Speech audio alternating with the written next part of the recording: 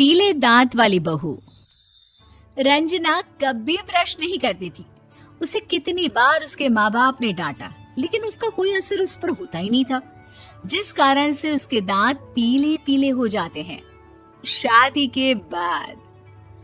अरे बहू, वैसे तो तुझ में कोई कमी नहीं है, पर तेरे दांत इतने पीले कैसे हैं बेटा? कैसे मतलब? कोई सर्जरी थोड़ी ना कराई है। वो तो क्या नाम, मैं ब्रश नहीं करती थी तो पीले हो गए। अब क्या करूं? आप कहें तो लाल करवा लूं या फिर काले? यार ये क्या है, क्यों माँ से लड़ रही हो? लड़ रही हूँ? अरे मैं लड़ रही हूँ या ये बोल रही है कि दांत पीले हैं, पीले। अरे तपस्या थोड़ी ना की है इन्हें पीले करने के लिए। बकायदा ब्रश नहीं किया है 20 साल तक, तब जाकर। छी, कैसी बात कर रही हो? ये उस वक्त तो पीले नहीं थे जब हम लोग तुम्हें देखने आए थे। अरे तब साफ करवा लिया होगा डेंटिस्ट के पास जाकर। अब देखो कैसे पीले पीले लग रहे हैं। रंजना सास की तरफ गुस्से से देखती है। फिर शुरू हो गई पीले पीले पीले। अरे पीले तो तब भी थे जब मेरे हाथ का रसगुल्ला उड़ा उड़ा कर खा रही थी और बोल रही थी, लड़की नहीं गुणों का खजाना दे रहे भाई साहब आप। खैर, अब वो लोग करते भी तो क्या करते, पीले दांत वाली बहू पल्ले पड़ी थी तो झेलना तो था ही। एक दिन कीर्तन में रंजना गाना गा रही थी। अरे कमला बहन, माँ का द्वार है, यहाँ तो सब शुद्ध होकर आते हैं, फिर अपनी बहू को ब्रश भी नहीं करवाती तुम। दूर से पीले पीले दांत भक्ति में बाधा उत्पन्न कर रहे हैं। अरे कोई 2 साल के बच्चे थोड़ी ना लेकर आई हूँ मैं बहू बनाकर। अच्छी खासी लड़की है, अरे कैसे करवाऊं ब्रश?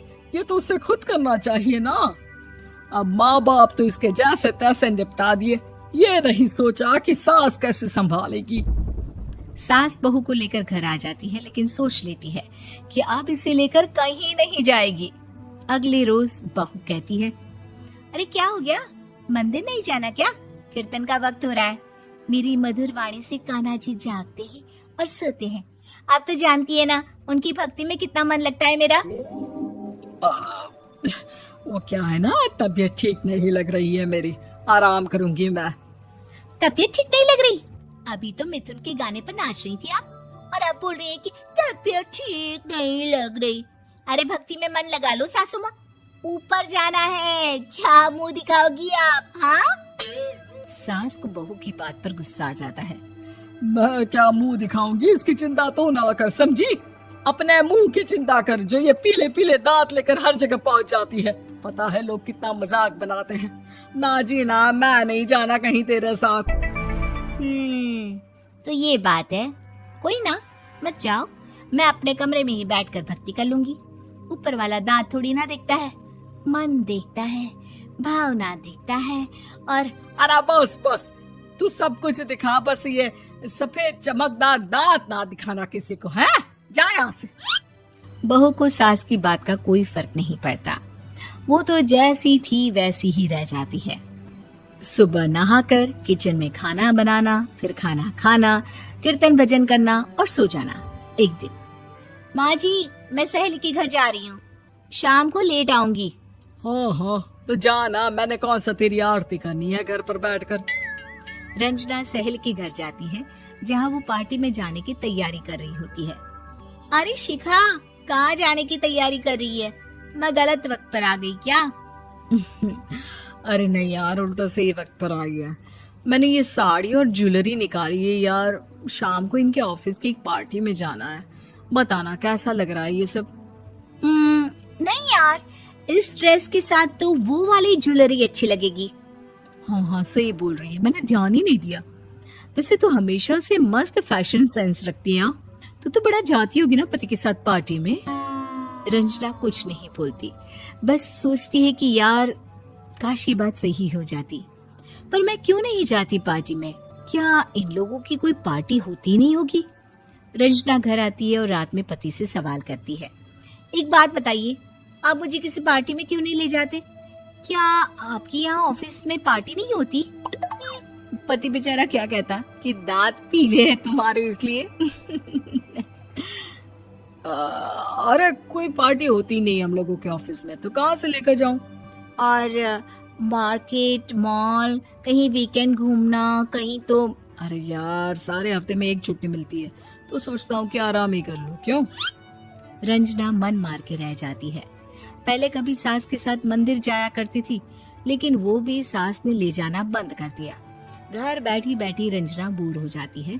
तभी उसे आइडिया आता है और वो मायके जाने का सोचती है। सासू माँ, 2 दिनों के लिए मम्मी के घर जा रही हूँ। अच्छा ठीक है, आराम से जा।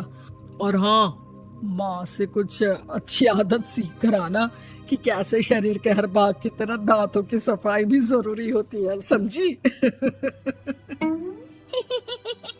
शुरू हो गई ना आप। वो लोग आपकी तरह नहीं है कि छोटी छोटी बात का बतंगड़ बना दे। उन लोगों के लिए मैं मायने रखती हूँ, ना कि मेरे पीले पीले दांत। रंजना माँ को बिना बताए उन लोगों को सरप्राइज देती है, लेकिन जैसे ही वो दरवाजे पर पहुंचती है, अंदर देखती है कि घर वाले कहीं जा रहे होते हैं। अब माँ, काश रंजना दीदी के दांतों वाली प्रॉब्लम नहीं होती, तो वो भी हम लोगों के साथ चलती ना बुआ जी की बेटी की शादी में। हाँ बेटा, लेकिन अब उसे कौन समझाए कि उसको उसके पीले दांत नहीं दिखते, लेकिन उसके आसपास के लोगों को कितना एम्बैरेसिंग फील कराते हैं। मुझे तो कितनी बार उसके स्कूल की टीचर ने शिकायत की कि उसके साथ कोई लड़की बैठना भी नहीं चाहती, और ना ही कॉलेज में कोई उससे बात करना चाहता था। लेकिन पता नहीं क्यों उसे ये बात समझ में ही नहीं आती। कोई कमी नहीं है उस लड़की में, बस यही कि दांत पीले हैं। वो तो भला हो जीजा जी और उनकी माँ का, जो दीदी को जैसी है वैसे ही रखा हुआ है। रंजना को अपने घर वालों की बात सुनकर बहुत दुख होता है। वो सोचती है कि वो क्या करे, लेकिन फिर वो सीधा डेंटिस्ट के पास जाती है, अपने दांत चमकाती है और कसम खाती है कि वो रोज ब्रश करेगी। अरे क्या हो गया?